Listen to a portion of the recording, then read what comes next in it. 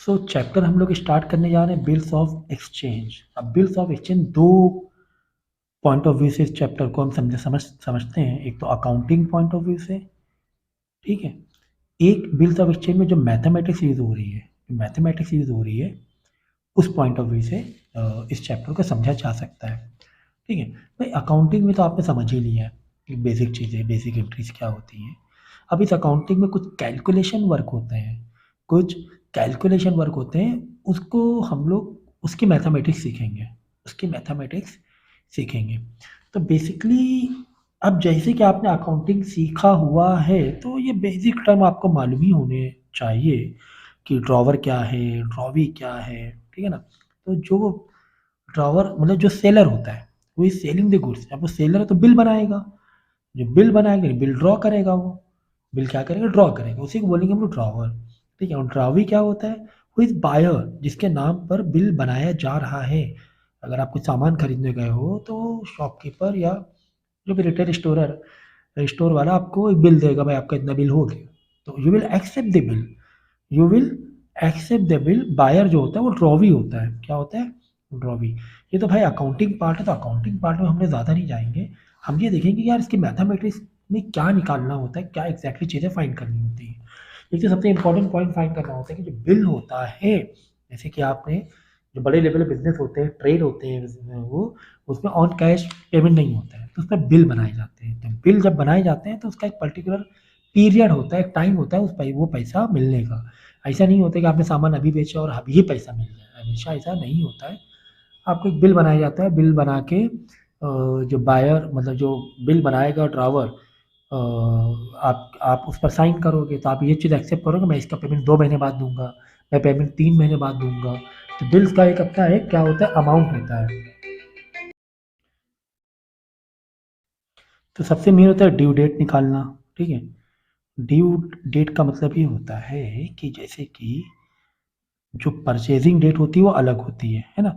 जैसे आपने कोई चीज़ खरीदी 1 जून को खरीदी, समझो, मतलब जो बिल बना है 1 जून को बना है, तो पेमेंट 1 जून को थोड़ा मिल जाएगा, है ना। 3 महीने बाद का मिला है, 4 महीने बाद का पेमेंट है, 2 महीने बाद का है, तो जितना भी वो ड्यू डेट का कॉन्सेप्ट है ना, ये आपको मैं अलग से पढ़ाऊंगा। मैं सिर्फ आपको एक जस्ट ये बता रहा हूँ कहाँ पे क्या चीज़ों की हमें मैथमेटिक्स ज़रूरत पड़ रही है। तो अगर मुझे जैसे बोलेगा 2 मंथ्स के बाद का ये है पेमेंट मिलेगा, 2 महीने बाद, तो जून 1 महीना, जुलाई ने 1 अगस्त को मिलेगा, 1 अगस्त को मिलेगा, है ना। पूरा जून मंथ, पूरा जुलाई मंथ, तो 1 अगस्त को मिल जाएगा। इसमें +3 डेज क्या होते हैं, ग्रेस पीरियड होते हैं। इसका मैं अलग से लेक्चर दूंगा कि ड्यू डेट कैसे निकालना एग्जैक्टली। तो मैं एक एग्जांपल दे रहा हूँ। तो भाई 2 मंथ्स के बाद बिल, अब मैथमेटिक्स कहाँ पे यूज हो रही है वो मैं बताना चाह रहा हूँ।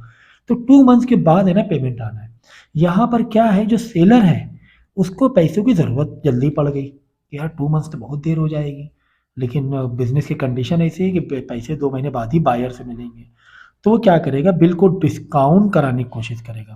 मतलब बहुत सी बैंक्स और फाइनेंशियल इंस्टीट्यूशन होते हैं जो बिल लेकर जाते हैं, सेलर जो ड्रॉवर होता है, सेलर होता है, वो बैंक में बिल लेकर जाएगा, भाई ये पेमेंट है, ये 2 मंथ्स के बाद आने वाला है, लेकिन मुझे अभी ज़रूरत है 15 दिन बाद। मतलब उसके 15 दिन बाद ज़रूरत पड़ गई, 45 डेज बिफोर उसको पैसा चाहिए।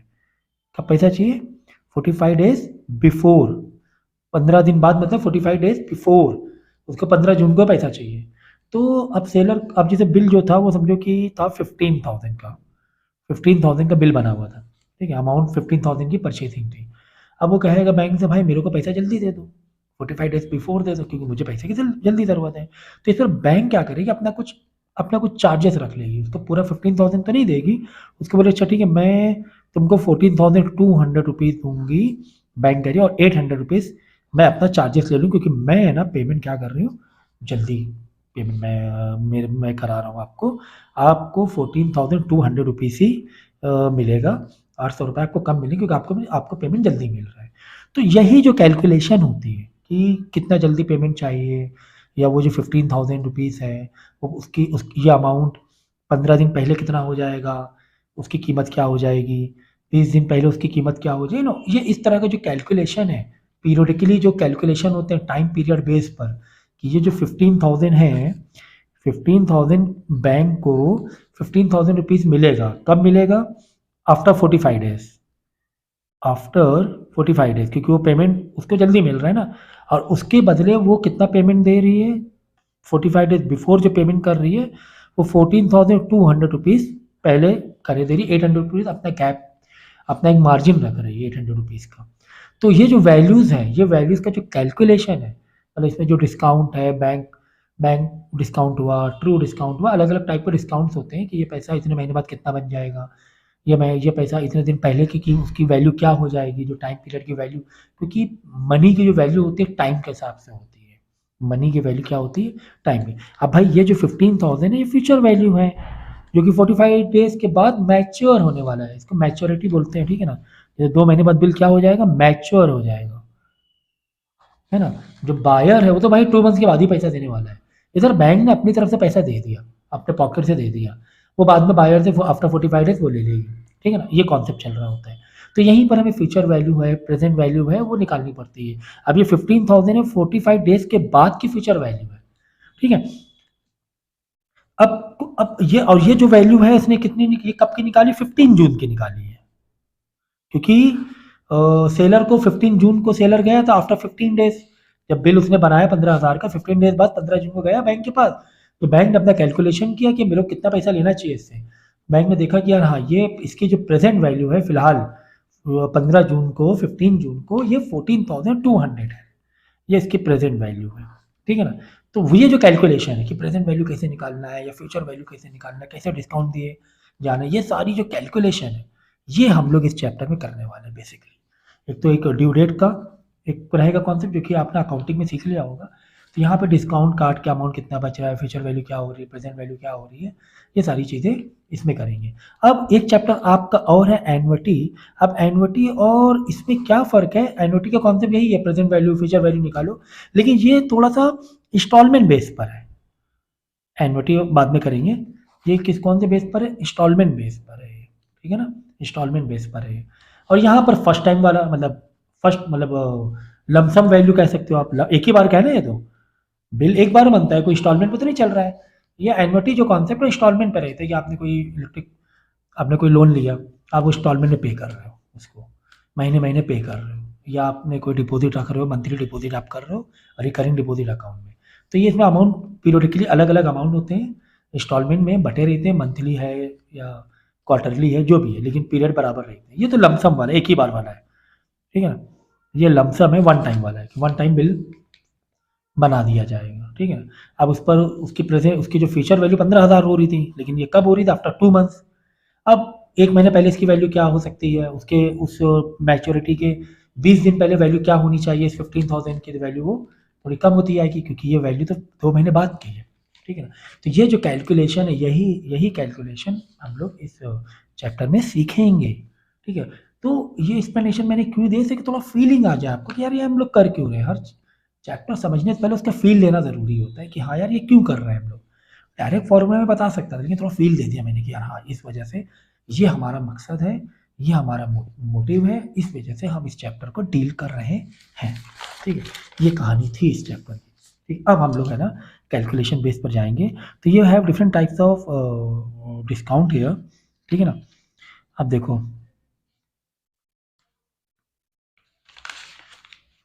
अब बिल्स ऑफ एक्सचेंज में अगर प्रेजेंट वैल्यू मतलब फ्यूचर वैल्यू हमें निकालना है, बिल्स ऑफ एक्सचेंज में फ्यूचर वैल्यू निकालना है, होता है क्या है कि सेलर ने सामान तो दिया उसने 12,000 का, प्रेजेंट वैल्यू थी 12,000, लेकिन सेलर ने क्या देखा, यार ये पैसा तो यार मुझे 3 मंथ से पहले नहीं मिलेगा, 3 मंथ से पहले तो मिलने वाला नहीं, आफ्टर 3 मंथ मिलने वाला है। तो 12,000 अभी मिल जाओ, 12,000 3 महीने बाद मिले तो फ़र्क नहीं है। अरे भाई बोलते हैं ना कि वक्त की कीमत होती है, टाइम की वैल्यू होती है। तो वो 12,000 का बिल नहीं बनाएगा, वो तो 3 महीने बाद अगर सेट हो रहा है, कस्टमर बायर एग्री टू पे आफ्टर 3 मंथ्स ओनली, तो 12,000 भी नहीं बनाएगा, ये कुछ ज़्यादा ही बनाएगा बिल कि यार ये देखें यार इसकी फ्यूचर वैल्यू निकालें। तो क्या करेगा, ये फ्यूचर वैल्यू निकालेगा आफ्टर 3 मंथ, और फिर वो उसके हिसाब से बिल बनाएगा, 14,000 15,000 जो भी बन रहा है बिल, ठीक है, ये इस हिसाब से बिल बनाएगा, ठीक है ना। तो ये बिल 3 मंथ के बाद बन गया। अब ये 3 मंथ का 15,000 बना है, फ्यूचर वैल्यू है, वापस इसको बैक में लाना है कि यार ये तो 12,000 का और 90 डेज के बाद 15,000। चलो एक काम करते हैं, 12,000 का हम 30 डेज बाद देखते हैं कितना है। 12,000 के आ रहे 45 डेज के बाद वैल्यू कितनी हो रही है, तो यही सारी वैल्यू हमें निकालनी होती है। तो समझ गया ना, ये कहानी थी इसकी। तो यही पर है, एस मतलब होती है फ्यूचर वैल्यू। अब फ्यूचर वैल्यू में क्या आएगा, फ्यूचर वैल्यू में आएगा प्रेजेंट वैल्यू। प्रेजेंट वैल्यू जो चल रही है 12,000। अब ये जो 15,000 है, जो बिल बना है 15,000 का, ये दो पार्ट में तोड़ के बना। एक तो 12,000 जो था उसका प्रेजेंट वैल्यू था, जो गुड्स की कॉस्टिंग थी, लेकिन 3 महीने बाद पेमेंट मिलेगा उसे। तो 3,000 क्या जुड़ गया, उसका इंटरेस्ट जुड़ गया, तब करके 15,000 हो गया था। तो ये अगर फ्यूचर वैल्यू निकालनी है हमें, 15,000 कैसे आया, तो यही है। देखो एस मतलब future value is equal to, या फ्यूचर वैल्यू कहते हैं मैच्योरिटी वैल्यू कह लो। अब इसे क्या कह लो, मैच्योरिटी वैल्यू ज़्यादा सही है कि एक बार बिल बनता है तो उसकी मैच्योरिटी सेट हो जाती है कि आफ्टर मैच्योर कितना वो बनेगा। ठीक है,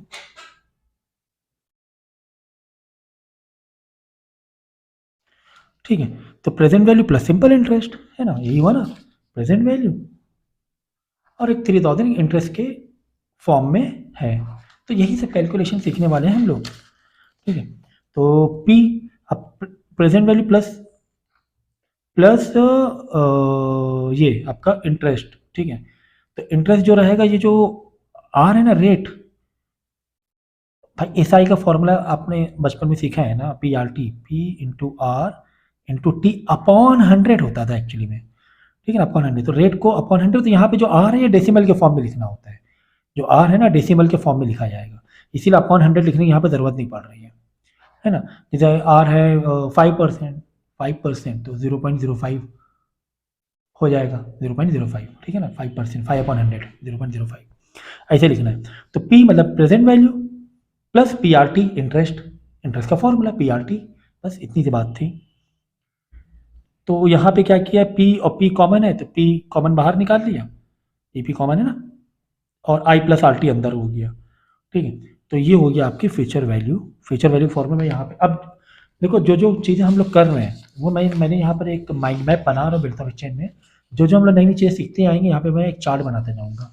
तो एक तो हम लोग यहाँ पे सीखा हम लोगों ने maturity value, S is equal to P common बाहर निकाल लो, आई प्लस आर टी लिख दो, 1 प्लस आर टी ये लिख दो, 1 प्लस कॉमन बाहर निकाले, आर टी बचेगा ना अंदर, हाँ, 1 प्लस आर टी, ये हो गया। ठीक है, तो ये मैच्योरिटी वैल्यू हो गई। अब यहाँ से P निकालना है तो प्रेजेंट वैल्यू निकाल, P is present value, okay, P is what, present value, right. ये मैच्योरिटी वैल्यू हो गया, दैट इज फ्यूचर वैल्यू, और P हो गया यहाँ पे प्रेजेंट वैल्यू। ठीक है, अब यहाँ से P का फॉर्मूला चाहिए प्रेजेंट वैल्यू, तो आई प्लस आर टी मल्टीप्लाई में इधर आके डिवाइड हो जाएगा। तो ये मुझे बताने की जरूरत नहीं होनी चाहिए। अब अगर आपको एक फॉर्म पता है फॉर्मूले का, case is equal to P in bracket 1 plus R T होता है, पी चाहिए तो ये वाला मल्टीप्लाई ब्रैकेट नीचे एस में आके डिवाइड हो जाएगा, P is equal to S upon 1 plus R T. ये अब छोटी चीज़ें इतनी तो नहीं बताएंगे, आपको खुद करना है। तो भाई ये तो बड़ा कितना आसान ही होने वाला है, क्योंकि हमारे पास फॉर्मूले गिवन है। बिल्कुल क्वेश्चन थोड़ा सा इजी रहेगा, एनवटी में ठीक से हम आपको समझाएंगे, वहाँ पे थोड़ा सा दिक्कत हो सकती है आपको। If the maturity value of 6%, 6% bill exchange was ₹1015, यानी कि तुम्हें एस दे दिया गया है, जो गिवन है पहले अच्छे से उसका डेटा लिखा जाता है। On due date of 31/2002 find the present value of bill, bill क्या लिखा हुआ है, स्पॉन क्या है, डिपेंड दिसंबर। ठीक है, चलो चलिए, कुल मिला के हमें प्रेजेंट वैल्यू चाहिए 31 दिसंबर 2001 की। ठीक है ना, बिल ड्यू कब हो रहा था, मार्च में, और ये मार्च के हिसाब से वैल्यू थी क्योंकि मैच्योरिटी वैल्यू दी गई।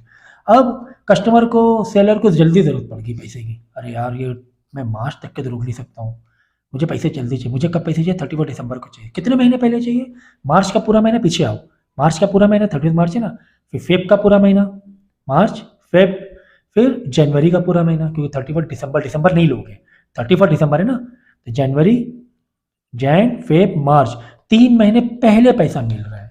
तो टाइम तो हो गया भाई 3 मंथ्स, यानी कि इसको जो लिया जाता है टाइम को, या अपॉन 12 में लिया जाता है, ईयर के हिसाब से, ओके, ईयर के हिसाब से लिया है, तो अपॉन 12 आपको डालना पड़ेगा। 3/12 टाइम दे दिया गया है, और ये जो आर दिया हुआ है 6/100 है, इसको भी डेसिमल में बदल लो 0.06। अब क्या ही करना है भाई, सीधा सीधा फॉर्मूले में डालो ना, प्रेजेंट वैल्यू निकालनी है तुम्हें। P is equal to S, S ऊपर लिखो, 1015 ऊपर लिखो, अपॉन 1 प्लस आर, आर कितना दिया है 0.06, और टी, टी दिया है 1/4, मतलब इसको रिड्यूस कर लो 1/4। कैलकुलेशन तो भाई मैं नहीं सिखाऊंगा, ये तो भाई ये तो बहुत बेसिक चीज़ें हैं, अगर ये सब हम सिखाने बैठ गए तो फिर तो काम हो गया भाई, तब तो गड़बड़ हो जाएगी। ये कैलकुलेशन सिंप्लीफिकेशन आपको आना चाहिए। अगर ऐसे सिंप्लीफिकेशन नहीं आते हैं, वो मेरे को आप बोलोगे सर मुझे ऐसे कि कोई दिक्कत नहीं, शर्माने वाली बात नहीं है, आप बिल्कुल मुझे बोलो सर मुझे इस टाइप की सिंप्लीफिकेशन करने नहीं आते हैं, इसमें थोड़ा सा अच्छे से। तो सिंप्लीफिकेशन के मैंने 4-5 लेक्चर, बहुत ज़बरदस्त लेक्चर दिए हैं, उसको 3 से 4 बार ज़रूर से ज़रूर कर लेना कि सिंप्लीफाई करने का आसान तरीके क्या है, तो ये आप कर लेना, ठीक है। तो 1000 रुपीज़ आ जाएगा। इसके बाद देखो ट्रू डिस्काउंट का कॉन्सेप्ट। ट्रू डिस्काउंट क्या होता है? The interest on the present value of bill exchange is known as true discount on the bill. If P denote the present value of bill exchange at the rate of interest R per annum or T year, then true discount is equal to P R T। अब यहाँ से formula बना लो true discount का, T D का। देखो P into R into T है formula. अब P को तुम ओपन कर दो, P का फॉर्मूला क्या था? यहाँ पे P का फॉर्मूला देखो ना, P का फॉर्मूला था S upon I plus R T था पी का फॉर्मूला। तो पी की जगह फॉर्मूले को मेकअप करो, फॉर्मूला याद करने की इतनी जरूरत नहीं पड़ने वाली है आपको।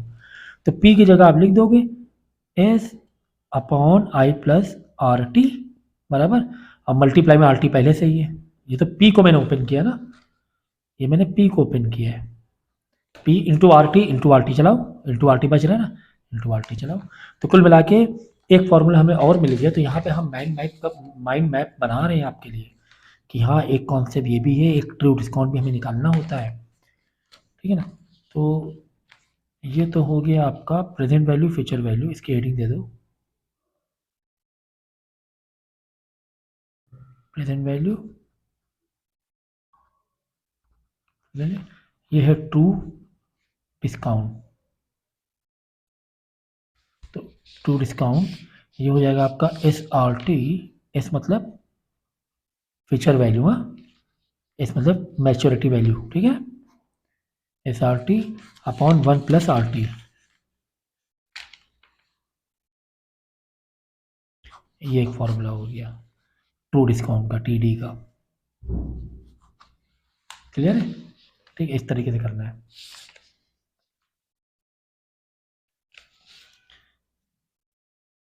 तो ट्रू डिस्काउंट होता है क्या है कि ये होता है इंटरेस्ट होता है प्रेजेंट वैल्यू के ऊपर, कि आगे चल के फ्यूचर वैल्यू कितनी हो सकती है। जैसे प्रेजेंट वैल्यू मैंने पता नहीं, जैसे यहाँ पे 12,000 थी, 12,000 क्या थी? प्रेजेंट वैल्यू थी। इंटरेस्ट मिलाकर तुम्हारी वो फ्यूचर वैल्यू बन गया था 15,000, ठीक है। तो फ्यूचर वैल्यू हमने क्या ऐड किया? प्लस इंटरेस्ट ऐड किया था। तो ये जो इंटरेस्ट निकाल रहे हैं यही ट्रू डिस्काउंट है एक तरीके से, कि इस पर कितना बनेगा आगे 2 महीने बाद, कि मैं बिल इतना बना के दे दूँ, एक्स्ट्रा बढ़ा के दे दूँ, ठीक है। ये ट्रू डिस्काउंट है। अब इसका क्वेश्चन देख लो, what is the amount of discount on a bill और rupees this due 3 months hence at 6% per year, ठीक है। तो इस पर है ना कितना ये बनेगा, 2300 अगर है bill, discount on a bill, bill ये है, तो इस पर कितना इंटरेस्ट बन रहा है, कितना इसमें इंटरेस्ट एडेड है पहले से ही, क्योंकि बिल इस अमाउंट पर बना है ना। बिल जब बन गया, लो फ्यूचर मैच्योरिटी वैल्यू हो गई, तो इस पर कितना कितना हमने एक्स्ट्रा ऐड किया है। अगर 3 महीने बाद का बिल है, कब का है? 3 महीने बाद का बिल है, तो कितना इसमें डिस्काउंट हमने ये किया गया होगा। तो कुछ नहीं भाई, इसमें क्या क्या चीज़ें दी गई हैं, एस मतलब मैच्योरिटी, बिल का वैल्यू मतलब ये छोटे टर्म लिख लो, छोटे छोटे टर्म लिख लो। बिल की, बिल पर जो बिल का वैल्यू होती है, बिल की जो वैल्यू होती है, बिल पर जो वैल्यू होती है, वही एक तरह से फ्यूचर वैल्यू भी कह सकते हो, या मैच्योरिटी वैल्यू ज़्यादा टेक्निकल इसमें चलेगा, मैच्योरिटी वैल्यू जो बिल पर वैल्यू होती है, ठीक है, ऑन बिल ड्रॉ, ठीक है। तो चलो हमने ट्रू डिस्काउंट निकालना है, हमने एस आर टी अपन 1 प्लस आर टी, एस कितना दिया हुआ है? ये एस है ना, बिल का बिल की वैल्यू ना एस इसको एस से डिनोट करते हैं, ठीक है। आपके बुक के हिसाब से अलग अलग बुक में अलग अलग रहता है। तो एस हो गया 2300, 3 मंथ्स, मंथ को क्या करो ईयर में कन्वर्ट कर लो, 3/12, 1/4, ये हो जाएगा 0.06, 6/100 है। आप पूरा पूरा फ्रैक्शन डालना, पूरा पूरा फ्रैक्शन डाल दो। जैसे एस की जगह हमने एस लिखा, आर की जगह आर लिखा 0.06, ठीक है। ये सिंप्लीफिकेशन भाई थोड़ा सा हम आपको सिखा ही दें, क्योंकि सिंप्लीफिकेशन मैंने अलग से लेक्चर दिए हैं, वो आप करो। अगर कैलकुलेटर अलाउड नहीं है तो फिर आप सिंप्लीफिकेशन में देखो, ये एस हो गया, फॉर्मूले के हिसाब से चलो ना भाई, आर हो गया 6/100, ऐसे लेना, ऐसे ले लो, चलो भाई। नहीं आपने डेसिमल में लिया, लेकिन उसमें जो है ना एनओटी में तो डेसिमल के हिसाब से चलना है। फिर अंदर ये 1+RT, 1+R का क्या है 6/100 और इंटू टी। अब यहाँ पे ये गलती ना कर देना कि ऐसे ऐसे करके रिड्यूस कर दो, ना ना ना ना, ये गलती ना करना कि यार ये तो रिड्यूस हो रहा है, ये रिड्यूस हो रहा है, ऐसे नहीं, 1+ है यहाँ पर। इसीलिए आपको है ना सिंप्लीफिकेशन में भी मजबूती होनी चाहिए। 1+ है, 1+ RT था ना, 1+ RT, 1+ है। अगर ये 1+ ना होता, सुन लो ये सब सिंप्लीफिकेशन तरीके, ये 1+ में ना होता तब तो ठीक है, तब कोई दिक्कत नहीं थी, काटा काटा काटा काटा, है ना, फटाफट रिड्यूस मार दो। लेकिन नीचे है 2 टर्म्स, प्लस माइनस से टर्म्स होते हैं, ये 2 टर्म, एक टर्म ये, एक टर्म ये, 2 टर्म है, ये 2 टर्म्स है। ये एक ही टर्म में मल्टीप्लाई से टर्म्स नहीं होते हैं अलग अलग, सारा ही मल्टीप्लाई में है। ये 1 टर्म में है, ये 2 टर्म्स है, ये आपस में ऐसे रिड्यूस नहीं होगा। अगर यहाँ पे 1 ना होता, 1 गड़बड़ कर रहा है, 1 ना होता तो फौरन से आप फॉर्मूला ही आरटी आरटी कर जाता, क्यों इतना लिखते ही नहीं फिर हम लोग। तो 1+ है, तो इस चीज़ का ध्यान रखना है। ऊपर तो भाई क्या करो, 2 0 0 जो रिड्यूस हो रहा है रिड्यूस कर ही लो ना। अब 203 × 6 /4 है, तो ये भी थोड़ा सा कर सकते हो, 2 3 ज़ा 2 2 ज़ा, नहीं तो कर ही सकते हो। 203 ज़ा /2, 2 3 609 हो जाएगा, 609 /2, आई थिंक सो, हाँ, /2 चल रहा है। और नीचे 2 3 ज़ा, ये वाला रिड्यूस करो, ये आपस में ऐसे रिड्यूस हो रहा है ना, ऐसे करके इसको छुपा के ऐसे करो। 6/1/4 है, तो 2 3 ज़ा 2 2 ज़ा, बराबर। फिर ये हो जाएगा 200, 3/200, 1 + 3/200, ये समझो ऐसे चल रहा है। अभी नीचे है ना डिनोमिनेटर कॉमन नहीं हुआ है, डिनोमिनेटर कॉमन करके बाद में रेसिप्रोकल होगा, क्या ही सिखाने बैठ गए हम आपको। तो डिवाइड बाई नीचे 1 है, तो 200 ऊपर मल्टीप्लाई करेंगे, तो 609 divide by 2 divide by 203 divide by 200, 203 divide by 200 हो रहा है ना, डिनोमिनेटर कॉमन करोगे। अब इसका रेसिप्रोकल होगा 6 इंटू 200 ऊपर जाएगा, ये वाला रेसिप्रोकल हो जाएगा, 203 नीचे चला जाएगा, 203 1 दा, 203 3 दा, 2 1 दा 2, 100 दा 300 आ गया। बताना ही पड़ गया, सिंप्लीफिकेशन अवॉइड कर रहे थे बताना, क्योंकि इसके लेक्चर्स अलग से मैंने दिए हुए। और 11 12 के बच्चों को तो यार ये सिखाने लगे तो फिर हो गया भाई काम। तो 300 रुपीज़ आ गया, इसमें 300 रुपये हमने क्या किया है, इंटरेस्ट ऐड किया हुआ है। ये है कहानी इसकी। अगर ट्रू डिस्काउंट चाहिए भाई, पहले हम लोग को क्या चाहिए था, पहले हम लोगों को ये चाहिए था। तो इससे पहले वाले क्वेश्चन में हमने ये निकाला था, क्या, प्रेजेंट वैल्यू। अब हम लोग क्या निकाल रहे हैं, ये निकाल रहे हैं 3000 जो एक्स्ट्रा था ना, समझिए 15,000 के हिसाब से कि यार उस पर इंटरेस्ट कितना, अगर ये बिल 15,000 का है, 15,000 का बिल, तो इसके अंदर कितना इंटरेस्ट ऐड है 3 महीने के हिसाब से, कितना इंटरेस्ट ऐड है 3 महीने 4 महीने जो भी है के हिसाब से कितना इंटरेस्ट ऐड है, ठीक है ना। तो ये चीज़ हम लोग कर रहे हैं इसमें, ठीक है, समझ में आ गया ना। तो इस तरीके से ये हम लोग कर रहे हैं, समटाइम इंटरेस्ट पता करने की कोशिश कर रहे हैं, sometime future value, sometime present value पता करने की कोशिश कर रहे हैं। तो फॉर्मूला अच्छे से याद रखे नहीं ना हम यहाँ पे, ठीक है। एक क्वेश्चन हमने ये वाला कर लिया था, प्रेजेंट वैल्यू कैसे निकालना है, P = S/1 + RT। फिर एक हमने ये वाला किया कि किस तरीके से हमें ओनली इंटरेस्ट निकालना है, ट्रू डिस्काउंट निकालना है, तो ये कैसे करेंगे। 2 क्वेश्चन हमारे 2 टाइप के हो गए हैं, ठीक है। अब नेक्स्ट है हमारा बैंकर्स डिस्काउंट, ठीक है। बैंकर डिस्काउंट क्या होता है कि जैसे कि कोई बिल है, 15,000 का, 15,000 का बिल है।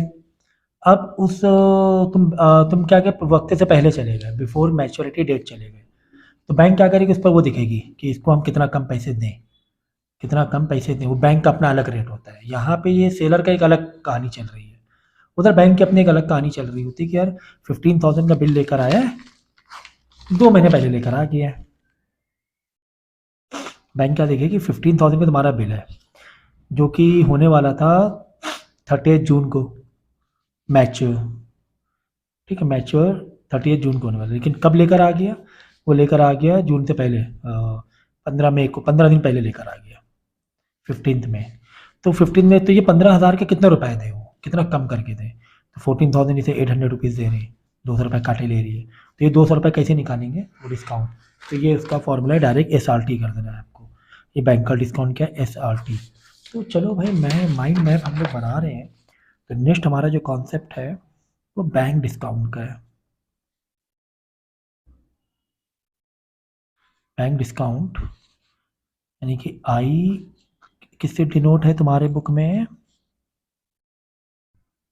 SI से डिनोट है, SI is equal to SRT, ठीक है ना। चलो आई लिख दो, S क्या है, फ्यूचर वैल्यू, SRT है मैच्योरिटी वैल्यू है ये, ठीक है ना, SRT। इसका मतलब मैंने यहाँ बता दिया है, मैच्योरिटी वैल्यू, बिल पर जो वैल्यू है, बिल वैल्यू, बिल की वैल्यू, मैच्योरिटी वैल्यू मतलब बिल की वैल्यू। सारी चीज़ें मैंने समझा दी अच्छी तरीके से, ठीक है। तो भाई चलो, क्या दिया हुआ है बैंक का, जो बैंक में जो बिल आया हुआ है वो 10,000 का है। कितने का है, 10,000 कितना है, कुछ ज़्यादा ही है, 10 लैक्स है आई थिंक ना, 3 तो 5, हाँ 10 लैक्स है, 10 लैक्स है, due 10 months, due 10 months hence, discounted now at simple interest 6% per annum के हिसाब से हमें देना है, ठीक है।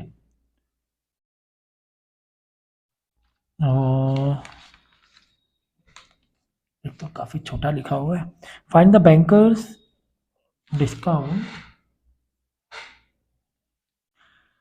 On a bill of ₹10 lakhs due 10 months hence discounted और सिंपल इंटरेस्ट 6%। तो एस तो दिया, बिल का जो अमाउंट है वो तो 10,000 तुम्हें दिया हुआ है, आर है 6%, 6/100, चलो, और ये दिया 10 months बिफोर, हमें शायद डिस्काउंट करना है, कुछ इस तरह से, इंग्लिश में पूरा ठीक से लिखा नहीं है। तो 10/12 जो टाइम रहेगा, 10 मतलब 10 महीने पहले कर रही है बैंक, 10 महीने पहले, 10 months बिफोर बिल पे कर, मतलब बिल पे करना है उसे, ठीक है ना। जैसे कि बिल हो रहा था, ड्यू हो रहा था, मतलब जनवरी में निकाला और दिसंबर में हो रहा समझो, और उसने क्या किया, 10 महीने पहले, यानी 1 मार्च को बोला कि यार हमें क्या करो, ये पैसा दे दो, बैंक को बोला 10 महीने पहले दे दो, तो 10 महीने का तुम्हें डिस्काउंट निकालना पड़ेगा कि कितना कम बैंक देगी उसको, ठीक है ना, पैसा बैंक कितना कम देगी उसे। तो 10 लाख रुपीज़ था, तो 10 महीने पहले का बिल और ड्यू डेट करना था, तो इसको रिड्यूस करके 5/6 हो गया, ईयर में बदल लिया, 10/12 ईयर में बदल लिया। अब आपको क्या करना है, SRT करना है, एस लिखा, आर लिखा और ये लिख दिया टी, तो 50,000, तो यानी बैंक अपना 50,000 अपने पास रख लेगी, उसको 10 लाख नहीं देगी, उसको 9,50,000 देगी। कितना देगी, 9,50,000, क्योंकि 50,000 क्या हो रहा है, डिस्काउंट हो रहा है। ये कहानी चल रही है इसमें भाई। तो ये हमने निकाल लिया, माइंड मैप में हमने बैंक डिस्काउंट भी निकाल लिया, बैंक डिस्काउंट भी निकाल लिया, ओके। सारे हम लोग लिखते जा रहे हैं, bank discount, true discount, present value, future value, फिर प्रेजेंट वैल्यू, दोनों फॉर्मूले इसी में आ गए, ये फ्यूचर वैल्यू, और उसी को जब ये डिवाइड में आ जाएगा तो प्रेजेंट वैल्यू हो जाएगा। आगे देखो क्या है, आगे है banker's gain. So we know that while the true discount is the interest at present value, ठीक है ना।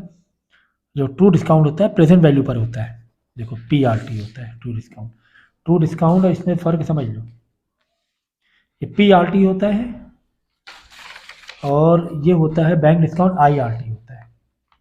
Bank discount is equal to SRT होता है, सॉरी SRT, और ये होता है PRT।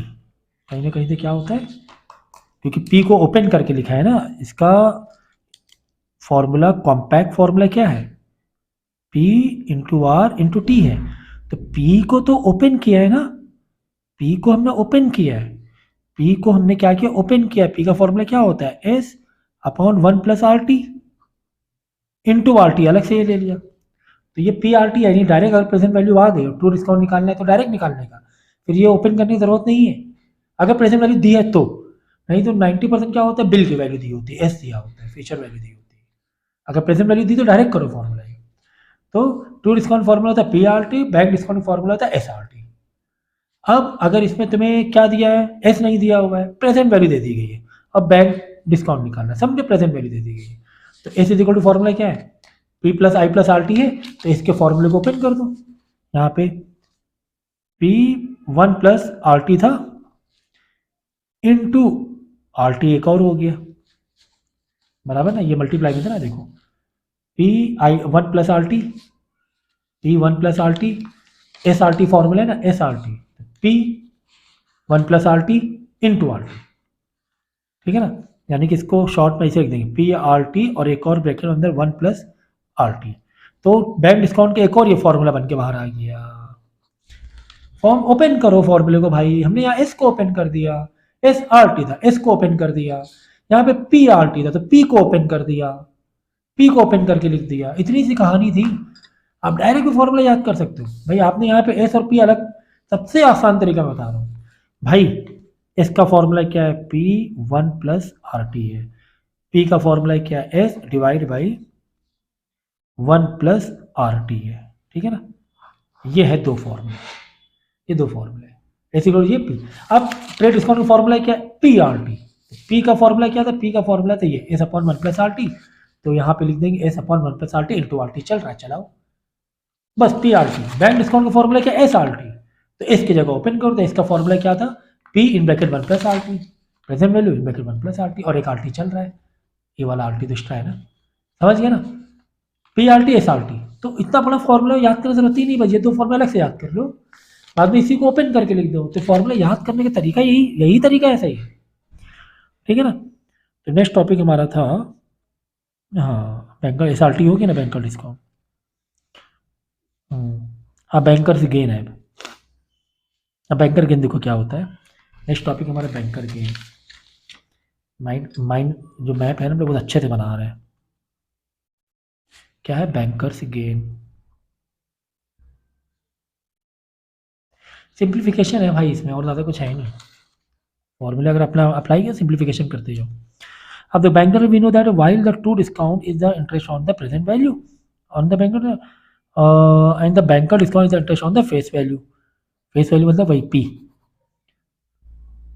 Face value of the bill S, face value, ये वर्डिंग याद रखो है, face value of the bill, जैसे बिल वैल्यू या face value of the bill, ये सब क्या होते हैं, S होते हैं फॉर्मूले हिसाब से, S मैच्योरिटी वैल्यू, ये सब S है, ठीक है ना।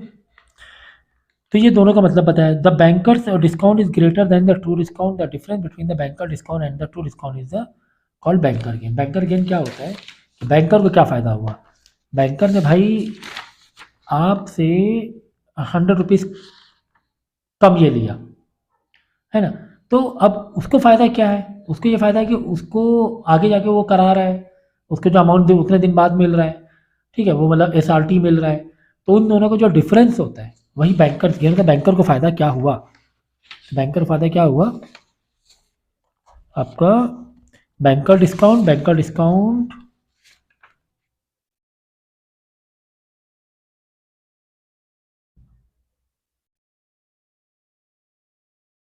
माइनस ट्रू डिस्काउंट, ठीक, इन दोनों का डिफरेंस होता है banker discount minus true discount. अब बैंकर डिस्काउंट क्या था, SRT था ना, SRT माइनस ट्रू डिस्काउंट क्या था, ट्रू डिस्काउंट ये था SRT अपॉन 1 प्लस RT था, SRT अपॉन 1 प्लस RT, बराबर है, यही ना true discount S R T upon 1+RT। तो उन दोनों के बीच जो फर्क है, डिफरेंस है, जैसे बैंक को फायदा हो रहा है, बैंक का भी तो फायदा होना चाहिए ना, उसने उतने दिन पहले आपको करके दे दिए, 15,000 के बिल 12,000 रुपये में दे दिए, 3,000 रुपये बैंक का फायदा।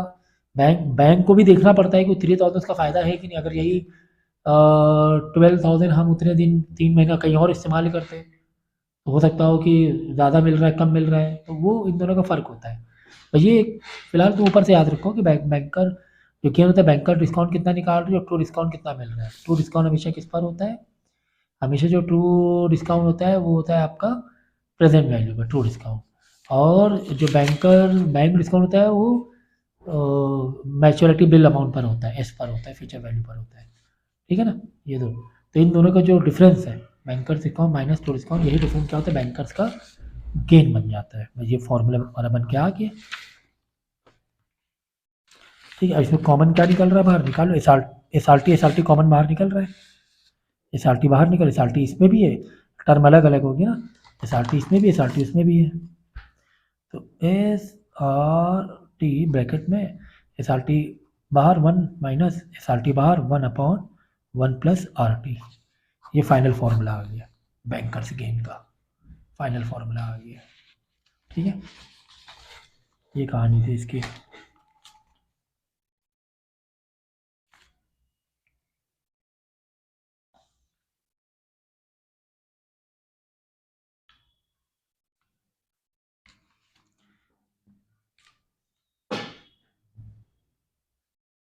अब देखो, ए बिल ऑफ 60,000 ये एस्ट में दिया हुआ है, बिल अमाउंट में एस वैल्यू दी गई, drawn on May 27 at 6 month, 27 6 month का निकालना है, तो 27 जून, 27 जुलाई, ऐसे कर 6 महीने लेना है। डिस्काउंटेड ऑन अगस्त 8, ठीक है, बाद में 1 अगस्त को क्या हो रहा है, डिस्काउंट हो रहा है, मतलब 1 अगस्त को डिस्काउंट कराना पड़ रहा है। हो कब रहा था मालूम है, 6 महीने के साथ जोड़ लो, 27 में है तो क्या होगा 27 जून, ऐसे निकाल लिया करो 6 से, 27 जून, फिर 27 जुलाई, 27 अगस्त, 27 अगस्त सितंबर, 27 अक्टूबर, 27 नवंबर, एक, ठीक है। यहाँ पर 27 मई मत लिख देना, 1 महीने बाद का लिखना, 1 महीने बाद 27 जून हो जाएगी ना, 1 2 3 4 5 6 महीने हो गए। लेकिन वो कब निकाल रहा मालूम है, बहुत पहले ही डिस्काउंट कराए ले रहा है, ये नवंबर को ना करके वो इधर अगस्त में आके डिस्काउंट कराए ले रहा है, काफ़ी पहले डिस्काउंट कराए ले रहा है। कितने पहले कराए ले रहा है देखो, 1 महीना हुआ, यहाँ जब मारो 1 2, और यहाँ पे 27 अगस्त है, 27 अगस्त 1 2 3 महीने, और 8 अगस्त का यहाँ पर है ना, और अगस्त के भी कुछ दिन बच जाएंगे, अगस्त के भी कुछ दिन बच जाएंगे आपके, 8 अगस्त को वो कर रहा है, 27 अगस्त को पूरा हो रहा था, 8 ही अगस्त को कर ले रहा है, तो ये पूरा पूरा लेंगे 1 2 3, और 27 अगस्त के लिए कितने दिन बच रहे हैं, तो 15 दिन लगभग बच रहे हैं, 3.5 महीने हो रहा है लगभग, है ना। तो डेज के हिसाब से चलो, डेज के हिसाब से डिवाइड बाई 365 डेज कर सकते हो आप, क्योंकि यहाँ पे डेज में दिया हुआ है ना, पूरा पूरा महीने के हिसाब से नहीं आ रहा है, तो डेज में क्या करना पड़ेगा, जितने भी नंबर ऑफ डेज हैं, टाइम में क्या लेना पड़ेगा मालूम है, number of days divide by 365, क्योंकि थोड़ा डेज का था, मंथ के हिसाब से नहीं चल रहा था, टूट रहा था दिन, मंथ टूट रहा था, ब्रेक डाउन हो रहा था, फुल टू फुल मंथ नहीं आ रहा था। कोई बात नहीं, नीचे 365 लिख दो, अगर डेज काउंट करना नीचे क्या लिख दो 365, क्योंकि एक ईयर में इन जनरल 365 डेज होते हैं, ठीक है ना। तो बस यही कहानी थी। तो date of drawing bill is 27 May, term bill is for 6 month, therefore due date of 6 month plus 3 days of grace period, November 30 को हो रहा था, ठीक है, 27 नवंबर तक में आया था, 30 नवंबर को बिल पूरा हो रहा था, लेकिन डिस्काउंटिंग 8 अगस्त को ही हो गई है, ठीक है ना। तो निकालना क्या था फाइनली,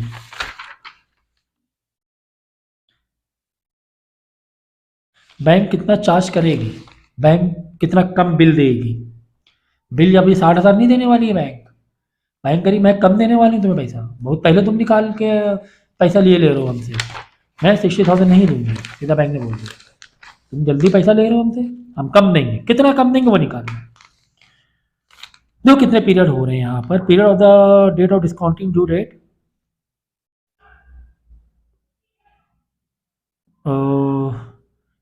देखो अब कितना पहले हो रहा है, अगस्त से जाओ, 8 अगस्त से, 8 अगस्त से हमें जाना है 30 नवंबर तक के, 30 नवंबर तक जाना है, बराबर है। इतने दिन पहले किया ना बिल, बिल जो डिस्काउंट किया इतने 30 नवंबर करना चाहिए था, 8 अगस्त को कर रहे हैं ना, इतने दिन पहले किए, कितने दिन पहले।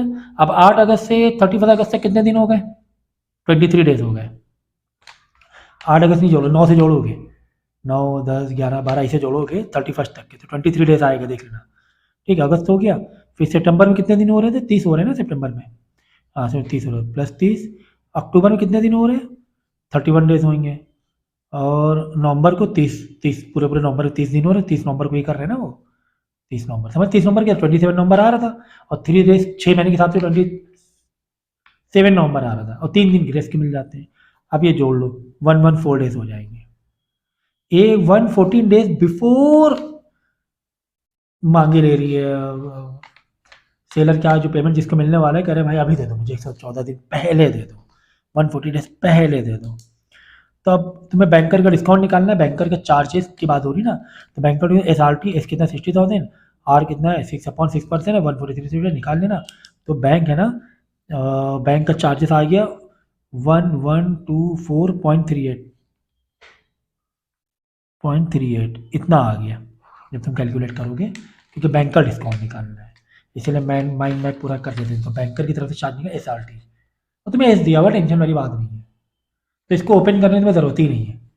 एस आर टी को हमने ओपन किया ना, पी इन ब्रैकेट 1+RT, और ये वाला आर टी अलग, P R T in bracket 1+RT, है ना। तो ये करने की ज़रूरत नहीं है, क्यों ज़रूरत नहीं है, क्योंकि तुम्हें एस दिया हुआ है, पी नहीं दिया हुआ है, तो एस से दिया, एस आर टी से करो फॉर्मा। अगर पी दिया होता तो भाई ये वाला तुम्हें पूरा खोलना पड़ता, एस को ओपन करना पड़ता। इसका मतलब ये होता है ना, पी इन ब्रैकेट 1+RT, ठीक है ना। तो एस दिया हुआ था, कुल मिला के बात ये थी, एस आर टी हमने कर लिया। तो 1124.38 आ रहा है बैंक का चार्ज अपना, या डिस्काउंट कह लो, बैंक डिस्काउंट कह लो, बैंक का चार्ज कह लो। अब 60,000 बिल नहीं देगी उसे वापस, वो कहेगी भाई मैं 1124.38 मैं रखूंगी, तुम्हें इतना मिलेगा, 60,000 तो माइनस कर देना, ठीक है ना। ये कहानियाँ चलती हैं इसमें, आई होप आप थोड़ा सा कनेक्ट हो रहे होगे। A bill was drawn on July this at 3 months after sight and was accepted on presented August 1, ठीक है।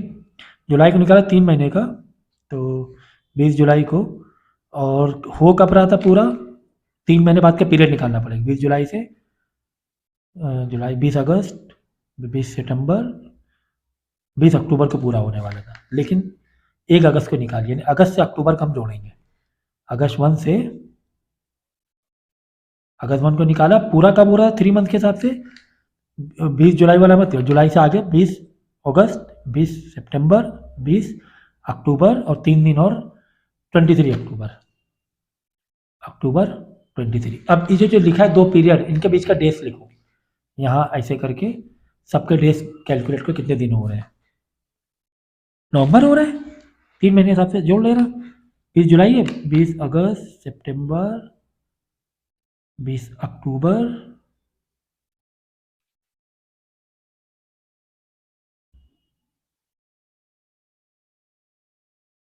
अच्छा बिल एक्सेप्ट 1 अगस्त को है, सॉरी पढ़ा नहीं था ठीक से मैंने, वेरी वेरी सॉरी।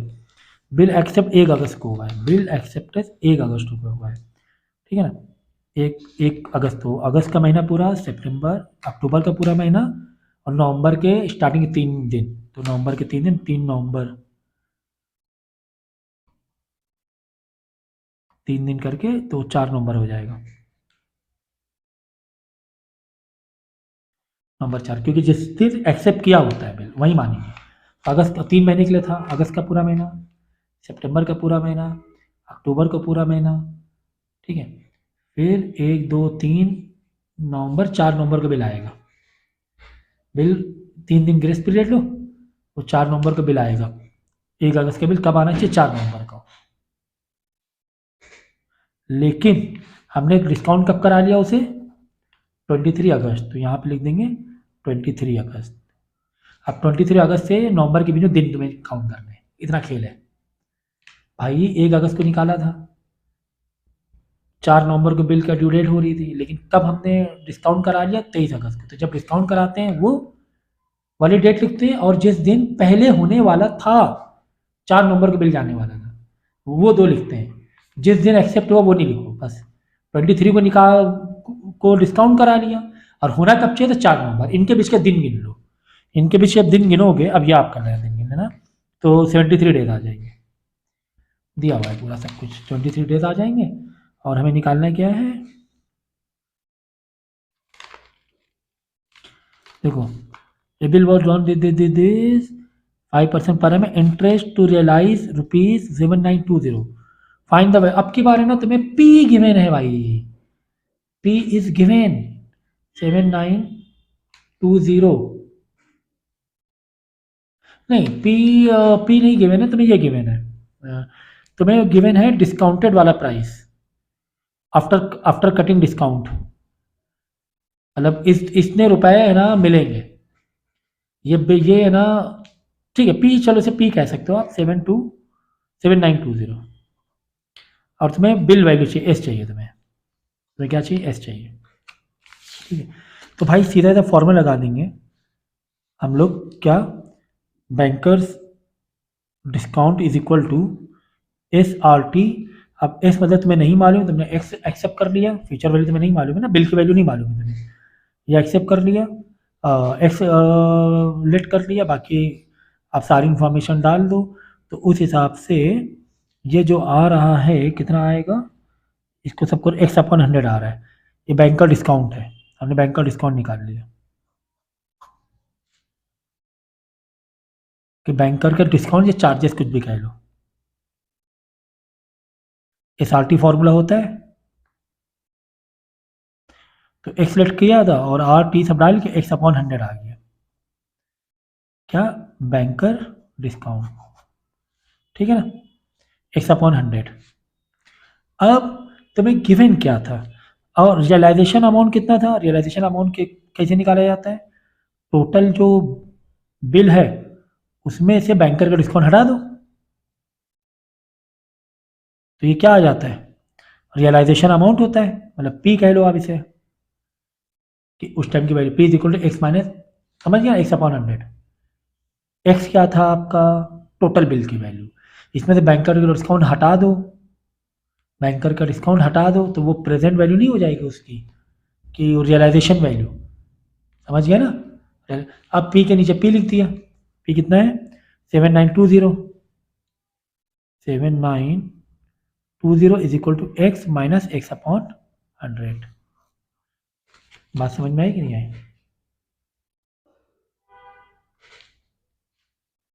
ठीक है ना। हमने टोटल जो बिल का अमाउंट एक्स था, इसमें से बैंकर का डिस्काउंट माइनस करने के बाद ही तो ये पेमेंट बना रहा है, रियलाइजेशन अमाउंट मतलब बैंक कितना अमाउंट दे रही है, रियलाइजेशन अमाउंट मतलब क्या, लिख लो एक और फॉर्मूला भाई, वैसे जरूरत नहीं है, इतनी अंडरस्टैंडिंग होनी चाहिए। रियलाइजेशन अमाउंट मतलब क्या होता है, बिल अमाउंट मतलब मैच्योरिटी वैल्यू माइनस बैंकर का डिस्काउंट, बैंकर का चार्ज, बैंकर अपना कितना चार्ज ले रही है, यह आ जाएगा तुम्हारा रियलाइजेशन अमाउंट।